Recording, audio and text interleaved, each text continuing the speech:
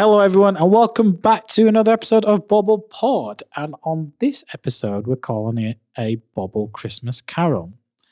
And if you're expecting me to sing, I'm not, because I used to sing back in the day. I used to be part of the choir. Did you know that, Callum? I didn't know that. I was Oliver in Oliver Twist. Oh, wow. Yeah, very diverse and cultural back then, my school was. That was good. Yeah, great diversity. It is only because I was the only kid in year 7 that had a really good voice before my voice broke and puberty hit. Oh, dear. Basically, that's the reality of it. But before we begin, as always, don't forget to like, follow, subscribe if you're on YouTube. Hello, YouTube. Click on the bell notification button and do follow us. We've got some really good insight stuff that we do in Bobble Pod, and we're really going into a fun direction. So to our regular listeners, welcome a Bobble Christmas Carol. Christmas is coming instead of winter is coming.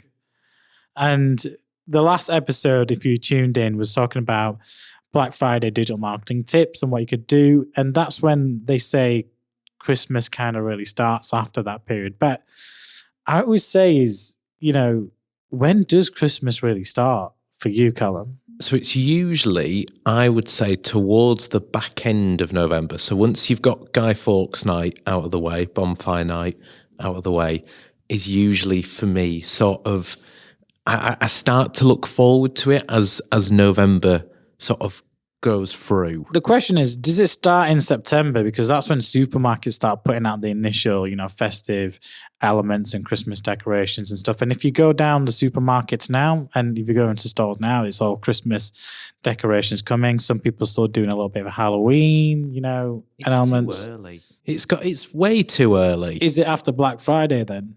It's got, I would say around Black Friday, sort of middle to the end of November, that's when I start to build up to it. See, now, with me, Christmas starts when I see the Coca-Cola holidays are coming advert. Until I see that, I don't care about Christmas. And I could not see it for like a whole week before Christmas, and I still won't be in the Christmas mood until I see the Coca-Cola advert. And I can't, I'm not cheating here where I go on social media and do it. I mean, it naturally pops up as an advert whilst I'm watching TV or if I'm out and about, or, it's on social media and comes up, or it's on YouTube as a pre-roll. Once I see that, I'm like, yes, I can get in the holiday mode because holidays are coming. Or you hear it on the radio, Yes. As long as I see that advert, but it's a paid advert, then I'm in the Christmas mood. Some people say it's when John Lewis do their Christmas advert, that's when Christmas is coming, because it's become synonymous now with Christmas. Working in radio, it's sometimes when you get the odd one Christmas tracking hour, and that's like usually the end of November, beginning of December. You have that sort of build-up towards the playlist going more Shaky Stevens and things like that. So a little bit of a temptation for me is to go, oh, it's Christmas now because we've got, Merry Christmas, everyone. But you see how brands like Coca-Cola are synonymous with that Christmas or John Lewis and how they've done that. Even Aldi, how they take the mick out of John Lewis's campaign and do their own thing. It's actually quite funny. And remember, Santa used to be green in terms of his overalls. It's only because Coca-Cola was red and they made Santa red that Santa is now red. He used to be green, never used to be red. I believe that is true. So Santa Claus never was red. It's only red because of Coca-Cola. Yeah. And that's really the only reason why Santa Claus is red. Otherwise, he used to be green. So it just shows the power of a brand around a seasonal element and owning that brand. And they've done some great stuff, Coca-Cola, in terms of, Christmas. But that big red truck with the big Santa on, with the Coca-Cola, that festive drink and the drinks and the bottles and everything, it's mad. So for me, it's when it's after Black Friday, Thanksgiving, end of November. When the Christmas tree goes up as well, I think when the Christmas tree goes up 1st of December, but in my house, I think for 2 years running now, because I'll be in Dubai, which sounds so like, oh my God, like how horrible he's in Dubai. They put the tree up and it'll be the second day they'll put the tree up without me, so I'll be upset about that. Right, we all know when it starts for you, Callum, but I've got some data and stats I want to read out. around Christmas and what we're expecting this year. The episode before, which talked about Black Friday, this episode's a bit different because people will do a lot of their Christmas seasonal shopping around that time, but they won't buy everything then because of the cost of living crisis and not everyone have all the money and, disposable income to get everything they want for Christmas. So some people will be cutting back. And this is revealed by IPA. And I'm just going to read through this is, faced with the news that up to 2/3 of consumers are set to cut back on their Christmas spending this year due to ongoing cost of living crisis, that basically marketers and brands have a tough couple of months ahead of them. So this episode comes out on the 14th. It's a whole 6 weeks before Christmas. And you've got to start thinking of, tactics that you're going to have to spend more, but you might not see the same results as last year. So the data by a report commissioned by the IPA showed that while shoppers will be cutting back on their purchases here, they still want to see brands embracing the festive season. So that's like Coca-Cola not doing any Coca-Cola adverts or John Lewis not doing a John Lewis Christmas advert, essentially. It's like they want to see, like everyone's doing Halloween kind of festive ads now, they're going to be doing Black Friday or, festive ads, and then they want to see the Christmassy stuff. Even though we're in a tough economical environment, debatable. I know that's just a comment. That's just elements. It's debatable, but I'm going based on the report commissioned by the IPAs that shoppers will be cutting back on their purchases this year. They still want to see brands embracing the festive season with the communication. So more than a third are looking for an injection of festivity. So around about 37%. 21% want humor. 20% was nostalgia. I guess I fall into 20% with nostalgia in terms of like wanting to see, the Coca-Cola advert and get into the Christmas spirit of things. When we talk about humor, I mentioned this in the previous podcast about Black Friday and how you could use humor and memes to kind of get traction. Because remember, at this time, you're competing for the same audience at, similar times when they're on social media. Prices are inflated in terms of media spend. But customers won't be buying as much based on what this report's saying. And 20% focus on value. So all important considerations: festivity 37%, humor 21%, nostalgia 20%, and value 20%. So that's what the key trends came out from their report. Most surprisingly, perhaps, was finding that nearly half, 46% of consumers want to see Christmas advertising that reminds them of better times. I'm not surprised. It has been a tough year. It has been a tough couple of years, really. I think this decade in particular has been a tough one. Turn of the year 2020, with the pandemic, moving on to everyone being at home, to Christmas at home, not with family and friends and loved ones lost. 2021 was a real resurge, people getting back into the swing of things, spending more. Growth was rife in 2021. Great sales, an embracement of a different kind of hybrid style living and working, etc. in terms of purchase behaviors and patterns. 2022 is where things decided to decline, and I blame a lot of that down to the government. For more details, see other episodes, as I say. But inflation, other elements around the world out of our control that increase energy costs, everything. So it's not surprising that nearly half of consumers want to see Christmas advertising that reminds them of better times. And why not? Only with positivity can you move forward. If you let negativity creep in, you just end up being more negative. Having a positive outlook and mindset of things is the best way. You can't be running a business and let the negativity get to you, because then you panic and you make rush decisions, and it always leads to a worse performance. If you go with it with an open, positive mind, as hard as that is to do and easier to say, think, be strategic, take your time. Have a bit of patience at this time of year. I believe that a lot of the spend will be done Black Friday, as per the previous podcast. I think that's when a lot of Christmas seasonal advertising and e-commerce brands will really benefit. But I think it will tail off between that whole Christmas period. But what can you do to prepare for that? What's the answer? It's all good saying, well, I'm going to refer to myself as Mr. Bobble now. Is that right, Mr. Bobble? You're telling us, right, customers are going to be spending less, saying 2/3 of them are going to be cutting back on their costs. They still want to see us advertise, but we know if we advertise, 2/3 of customers are potentially less likely to convert. So are we just wasting money? Do we not advertise? Well, yes, you do, because you focus on the brand and the long term. I mentioned this before. Prioritize existing customers, your loyal customers. Give them incentives. Make sure you still make the revenue from existing customers as you did last year, but try and improve on it if you can. We have a strategy in place. Some of you might have seen as part of our PR is we've brought on Cartwright and Butler. We actually had a conversation with them last year around Christmas time. We did a lot of forecasting and planning, and they onboarded with us in May this year.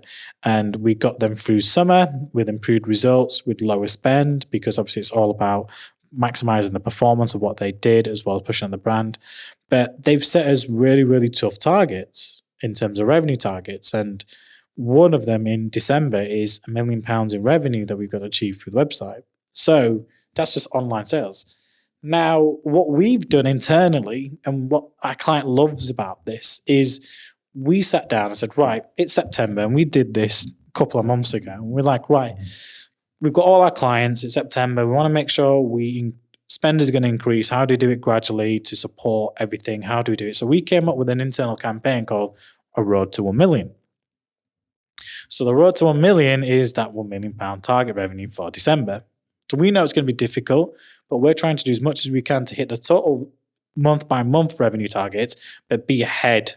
So even if we're slightly lower, we can show that with the data and insights that we have, that actually some of that revenue is going to probably come in November as opposed to December. So it's a road to £1 million in revenue in total, but in that month, but we don't want to distract from hitting our target. That is our goal. That's what we're still going to try to achieve. But there's subtle sub-strategies within there in terms of what we do. But I had a PPC, my paid media manager, we sat down and we said, what can we do? Right, what do we do? Well, let's create a road to 1 million. The idea came from Lewis and Shaheen in the team. They've both been incentivized as well, working on that account in terms of if they do hit that. So it's not just in terms of bonus or the wage, in terms of what they achieve as clients. And this is something you could do with your own staff, whether if you have an in-house team or you have an agency, incentivize them maybe a little. But realistically, your agency, like us, should be coming up with these ideas first. So Road to 1 million, that's what we've put in place for Christmas. Now, if Lewis does it, I know for a fact that he wants this really nice gaming chair, which is going to be like 500-600 quid. So that's his incentive. You do that, I will get you that. Or all the extra time and service report you want, that's something you're saving up to buy yourself. We'll get it for you. And I've given the head of PPC a similar kind of budget to go out and pick something for herself or her kid that she wants to do as well. So you've got to, and if you're a big e-commerce brand and you've got an internal marketing team, come up with some ideas, come up with challenges, incentives to get people through to those targets. It keeps your staff motivated because it is going to be a difficult time. It helps you identify doing more. It keeps them going because I always say happy staff, happy clients. Simple as. So our staff are all geared up for seasonal with everything that we're doing. We know it because we've got different campaigns, different internals. Now, this isn't a campaign or strategy we developed with the agency. This is something we developed internally based on the targets our client has set us. So as an agency, we haven't been set this, campaign. Like this is our road to 1 million in terms of that's what the client hasn't come up to us that. We did that internally. We created the incentives internally because we want to deliver on that. So we've been planning way in advance. I always say, if you're listening to this on the 14th of November, which is when this episode comes out, and you haven't done any planning for Christmas, you're way too late. I always stress this fact that you should start your Christmas advertising planning and strategy back in August when it's quiet. Everyone goes on holiday, but that's the perfect time to plan for the next 4 months. August is the quietest period for digital marketing. Yeah, we know that statistically. It was dead in August. Most of our staff were on holiday, and we're happy for them to be on holiday because we'd rather them take their time and stuff. But that's when the strategic planning and strategy should come. Look at supermarkets. They already start putting in some seasonal activity and products into their stores straight after when kids go back to school in September. So starting a little early isn't a bad thing with your planning. So what you should be doing now, and you're listening to this, and your company, or your client, or it doesn't matter who you are, if you work in my department, is get your calendar out and start planning ahead. Start planning. So as soon as, Christmas comes to an end, January, we're already finalizing and implementing the Easter campaign strategies. We're already talking about Valentine's Day with some clients. And like Valentine's, we haven't got through Black Friday yet. We haven't gone through Christmas. Yes, but you have to plan ahead for bigger clients and bigger, e-commerce brands. Don't forget there's Mother's Day coming up. There's football and there's so many things that we've got alcohol brands, which is gift options. There's so many things that happen throughout the year. We've got the rugby going on right now. We've got the Cricket World Cup going on right now. Well, actually, the rugby's just finished, so congratulations, South Africa. But, we've got so much going on in terms of sporting events that are going to continue happening throughout the whole year. Other kind of events and activities happen throughout the years. Euros next year. So with that brand, we're already thinking, what can we do for Euros and a build up to the Euros? You have to plan ahead. So similar to the format of the last episode, I'm going to give you some ideas of what you can do to prepare. Very simple things. So Christmas is always a great time to launch new products. So that's the first thing you can do is focus on some new hero, new product launches. Amazon did this perfectly with the Kindle. It became the go-to product that everyone bought around Christmas, around that time, because that's what they focused on. They brought a new cheap alternative to buying books and a service, and they did tremendously well from it. I'm not saying you have to reinvent the book with a Kindle. I'm saying if you have new products, now's a good time to start launching them and getting them out there because people will be in that purchase mind. They're in the buy behavior mind. Optimize your pages and landing pages for search engines. You should have started this ages ago because SEO takes a longer time to implement and for your rankings or your pages to be indexed well by Google. And when I'm talking about optimizing search engines, it's like, Christmas gifts for him, Christmas gifts for her, Christmas gifts for neighbors, whatever it is, or, personalized gift ideas, Christmas gift ideas, these kind of search terms that are seasonal, you should be optimizing for all year round anyway, but should be optimizing for well in advance for Christmas. You need to merchandise the shop front of your store or website if you're B2B with gift guides. So if you are similar to like optimized for search engines, you should be doing stuff like, gifts for him, gifts for her as the main mega menu, the big like homepage banner elements. Your key gift ideas, personalization should be on there in terms of like, your shop front gift ideas. Give them gift ideas. Customers are searching for ideas of what to buy for their partners, for their family, for their kids, for their loved ones, for friends, Secret Santa, stuff like that. Even for themselves, give them gift guides. Make sure your e-commerce stores are optimized for that at the first thing that they see. Offer personalized gifts if you can. Now, that's a lot more difficult, but you can do personalization, not just in terms of personalizing gifts like chocolate, name on a chocolate bar, and elements like that, but you could offer like a personalized card, or you could offer a personalized note, something like that, or personalized gift wrapping, something where they can do something kind of personalized where it can be delivered and pre-wrapped to something that gives a sense of personalization as a gift. These things like this work really, really well around seasonal and gifting. They work all year round anyway, around birthdays, anniversaries, and stuff like that. But around Christmas works really, really well. Create bundles to give more for less. This is how you're going to increase your average order value on your website, is pushing out your core bundles. If you have a really incentivized or really good bundle at good value in terms of what they're getting, in terms of all these items for a certain price, and you're pushing that out through video advertising, social media, Google, whatever it is, you're going to get more quality traffic to the website, and then it's on you to capture that data and retarget and optimize and, get from basket to basket conversion on your website. But, bundles that give more for less work really, really well because then customers are getting value. And we talked about this. 20% of customers this year are going to focus on value. So you need to be offering value in terms of what you're doing. And these are like personalized gifts and stuff, remember? An injection of festivity to your website in terms of personalized gift wrapping and Christmas wrapping and stuff like that. You need to tailor to what the reports and what the industry is telling you, what experts are telling you to do. Other things you do is offer exclusive and secret products for customers that are loyal, that are long-standing customers. I said this in the Black Friday podcast, and a couple of these overlap. But offer exclusive secret products or offers just for loyal customers, existing customers, brand advocates. Simple as.